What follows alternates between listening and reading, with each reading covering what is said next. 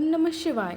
तो आइए रिस्पान करते हैं सावन माह महात्म्य के चौथे अध्याय का, जिसमें धारणा पारना, मासोपवास व्रत और रुद्रवर्ती व्रत वर्णन में सुगंधा का आख्यान है।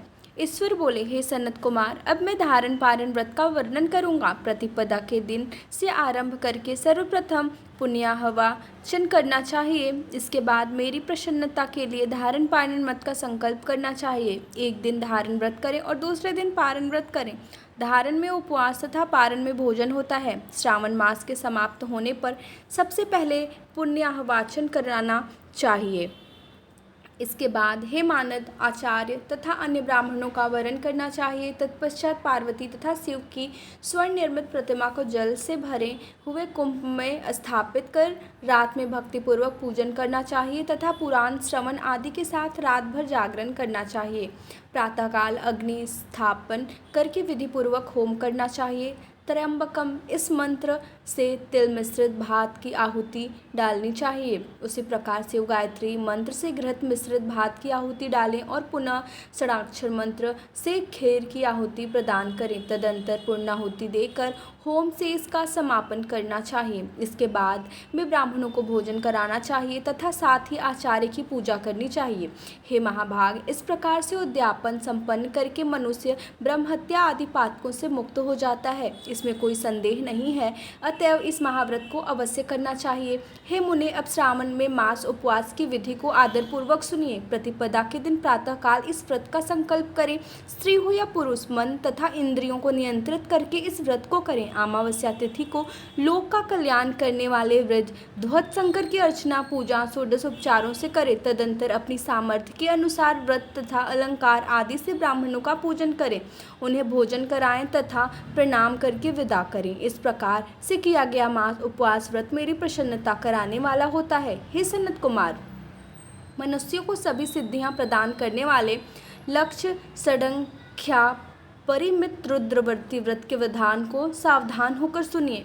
अत्यंत आदरपूर्वक कपास के 11 तंतुओं से बत्तियां बनानी चाहिए। वे रुद्रवर्ती नाम वाली बत्तियां मुझे प्रसन्न करने वाली हैं। मैं श्रावण मास में भक्तिपूर्वक दीवान के देव गौरीपति महादेव का इस 1 लाख संख्या वाली बत्तियों से निराजन करूंगा। इस प्रकार श्रावण मास के प्रथम दिन विधिपूर्वक संकल्प करके महीने भर प्रतिदिन शिव जी का पूजन कर हर 1000 बत्तियों से निराजन करें और अंतिम दिन 71,000 बत्तियों से निराजन करें, अथवा प्रतिदिन 3000 बत्तियां आदरपूर्वक अर्पण करें और अंतिम दिन 13,000 बत्तियां समर्पित करें, अथवा एक ही दिन सभी 1 लाख बत्तियों को मेरे समक्ष जलाएं।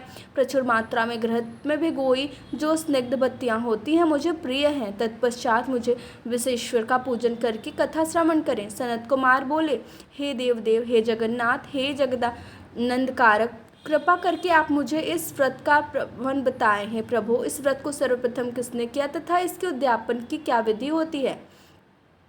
ईश्वर बोले, हे ब्रह्मपुत्र, व्रतों में उत्तम इस रुद्रवर्ती व्रत के विषय में सावधान होकर सुनिए। यह व्रत महापुण्य प्रद, सभी उपद्रवों का नाश करने वाला, प्रीति तथा सौभाग्य देने वाला, पुत्र पौत्र संपत्ति समृद्धि प्रदान करने वाला, व्रत करने वाले के प्रति शंकर जी के प्रति उत्पन्न करने वाला तथा परम पद से लोक को देने वाला है। तीनों लोकों में इस रुद्रवर्ती के समान कोई उत्तम व्रत नहीं है। इस संबंध में लोग यह प्राचीन दृष्टांत देते हैं।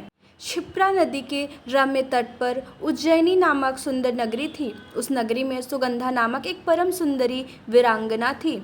उसने अपने साथ संसर्ग के लिए अत्यंत दुस्सह शुल्क निश्चित किया था। 100 स्वर्ण मुद्रा देकर संसर्ग करके की शर्त राखी थी। उस सुगंधा ने युवकों तथा ब्राह्मणों को भ्रष्ट कर दिया था। उसने राजाओं तथा राजकुमारों को नग्न करके उनके आभूषण आदि लेकर उनका बहुत तिरस्कार किया था। इस प्रकार उस सुगंधा ने बहुत लोगों को लूटा था।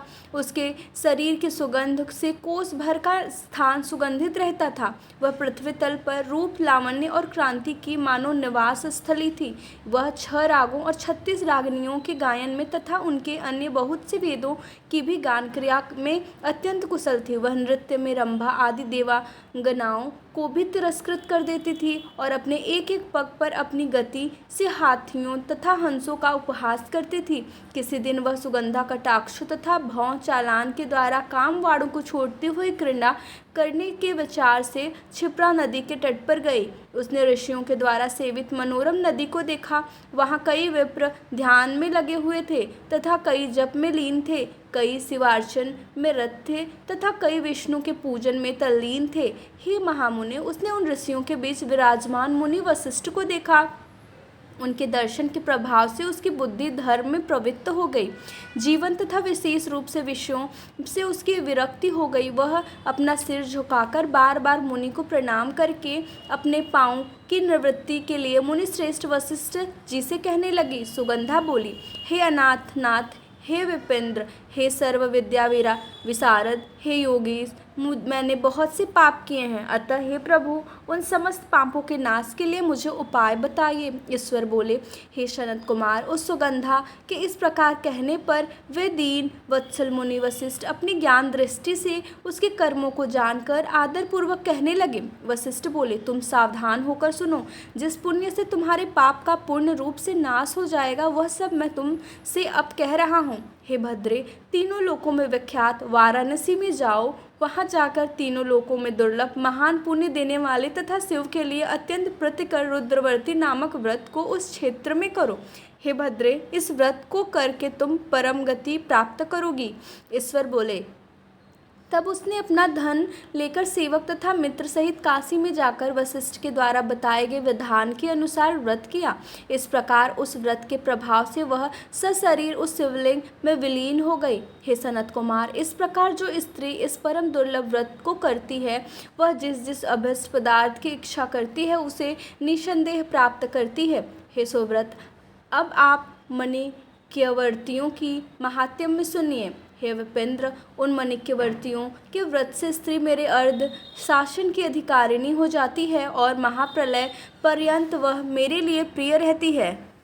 अब मैं इस व्रत की संपूर्णता के लिए उद्यापन का विधान बताऊंगा। चांदी की बनी हुई नंदीश्वर की मूर्ति पर आसीन सुवर्णिम भगवान शिव की पार्वती सहित प्रतिमा को कलश पर स्थापित करना चाहिए और विधि के साथ पूजन करके रात्रि में जागरण करना चाहिए। इसके बाद प्रातःकाल नदी में निर्मल जल में विधि पूर्वक स्नान करके 11 ब्राह्मणों सहित आचार्य का वरण करना चाहिए।